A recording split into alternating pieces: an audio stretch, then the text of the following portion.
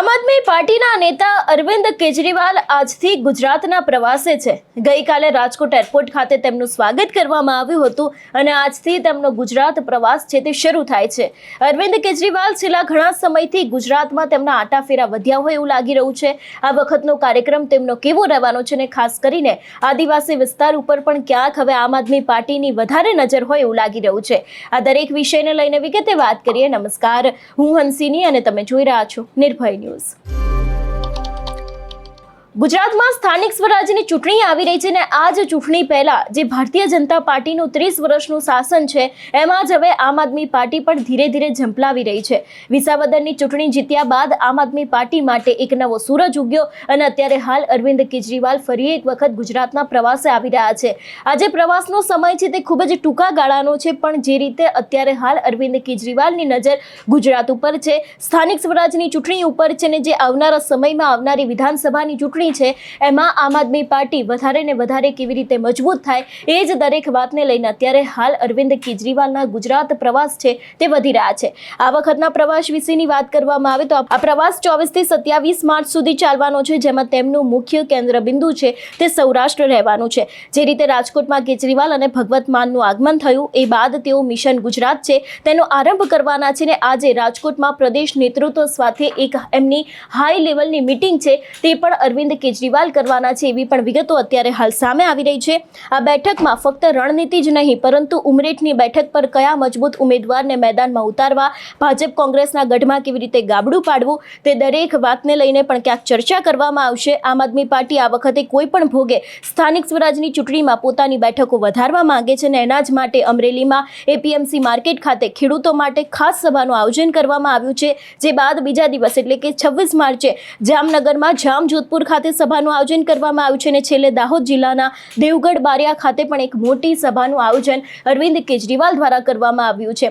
આજે જે રાજકોટ છે ત્યાં પણ એમની એક મીટિંગ થવાની છે કે જેમાં ફક્ત ને ફક્ત રણનીતિ જ નહીં પરંતુ ઉમરેઠની જે ચૂંટણી આવી રહી છે કે જેમાં ચતુષ્કોણીય જંગ જામવાનો છે એમાં પણ આમ આદમી પાર્ટીના કયા ઉમેદવારને મેદાને ઉતારી શકાય, કારણ કે વિસાવદરની ચૂંટણી જે સમયે જાહેર થઈ હતી ત્યારે સીધો જ છે દાવ તે ગોપાલ ઇટાલિયા ઉપર રમવામાં આવ્યો હતો અને એ બાદ ગોપાલ ઇટાલિયા બેઠક જીતીને આવ્યા પણ હતા। એટલે ખાસ કરીને હવે જ્યારે અરવિંદ કેજરીવાલ ગુજરાત આવી રહ્યા છે ત્યારે તેમનું પહેલું ફોકસ છે તે ઉમરેઠની ચૂંટણી રહેવાની છે અને ઉમરેઠની ચૂંટણીમાં કયા વ્યક્તિને ઉતારવા, કયા એવા મજબૂત દાવેદાર છે કે જે ભાજપ કોંગ્રેસ અને જે ત્રીજો પક્ષ છે એને ટક્કર આપી શકશે એવી પણ વાત છે। એ વિષયને લઈને પણ આજે ચર્ચાઓ થઈ શકે છે એવી શક્યતાઓ છે।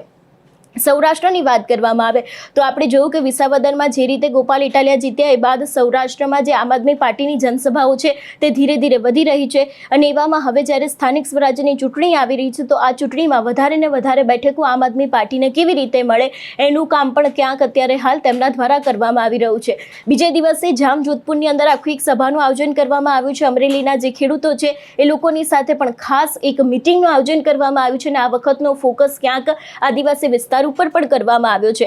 આદિવાસી વિસ્તારની વાત કરવામાં આવે તો અત્યારે હાલ કોંગ્રેસ હોય કે પછી ભારતીય જનતા પાર્ટી હોય એ લોકો ચૈતર વસાવાનો તોડ શોધી રહ્યા છે। ઘણા બધા કામ છે તે ચૈતર વસાવાને પાડવા માટે કરવામાં આવી રહ્યા છે। તેમની છબી કેવી રીતે ખડાય એ જ દરેક વાતને લઈને તેમના દ્વારા જ્યારે કામ કરવામાં આવી રહ્યા છે ત્યારે હવે આ જ આદિવાસી વિસ્તારમાં અરવિંદ કેજરીવાલ પોતે એન્ટ્રી કરવાના છે અને તેમના દ્વારા આખી એક જનસભા છે એનું આયોજન પણ કરવામાં આવ્યું છે।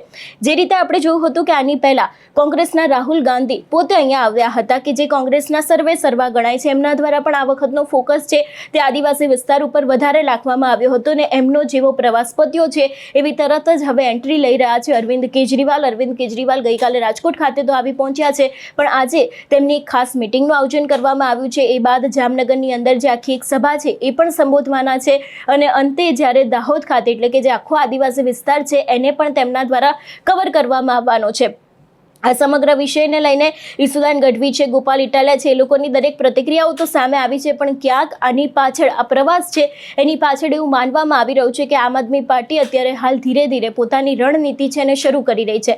ગઈકાલની વાત કરવામાં આવે તો જે રીતે અત્યારે હાલ અરવિંદ કેજરીવાલ આવવાના હતા ગઈકાલે એની પહેલાં જ આમ આદમી પાર્ટીના ઘણા બધા એવા નેતાઓ છે કે જે લોકોને નજરકેદ કરવામાં આવ્યા હતા અને બ્રિજરાજ સોલંકી છે એમને ડિટેન કરવામાં આવ્યા હતા કારણ કે તેમના દ્વારા સુરત ખાતે એક આખું વિરોધ પ્રદર્શન કરવામાં આવવાનું હતું જે મોટી ભાગના જે લોકો છે એ લોકો આમ આદમી પાર્ટીમાં જોડાવાના હતા. એની જ પહેલાં તેમના દ્વારા જે રીતે ડિટેન કરવામાં આવ્યા હતા એને લઈને પણ ભારતીય જનતા પાર્ટી સામે ઘણા બધા આક્ષેપો ઊભા થયા હતા. એવામાં હવે જ્યારે અરવિંદ કેજરીવાલ આજે ગુજરાતના પ્રવાસે આવી રહ્યા છે, તેમના પ્રવાસની શરૂઆત આજથી થવા જઈ રહી છે, ત્યારે ચોક્કસ કોઈક મોટી નવાજૂની છે તે હવે આગામી સમયમાં થઈ શકે એવી શક્યતાઓ લાગી રહી છે. કારણ કે અરવિંદ કેજરીવાલ પણ કોંગ્રેસ અને ભારતીય જનતા પાર્ટીની અંદર એક મોટું ગાબડું પાડી શકે છે એવી પણ શક્યતાઓ અત્યારે હાલ પૂરતી જોવા મળી રહી છે. એટલે જોવાનું રહેશે કે હવે આજથી અરવિંદ કેજરીવાલનો જે ગુજરાત પ્રવાસ શરૂ થાય છે એમાં શું થશે. તમારું શું માનવું છે આ વિષયને લઈને અમને કમેન્ટ કરીને ચોક્કસથી જણાવજો. તેની સાથે અમારી ચેનલ નિર્ભય ન્યૂઝને લાઇક, શેર અને સબસ્ક્રાઇબ કરવાનું ભૂલશો નહીં. નમસ્કાર.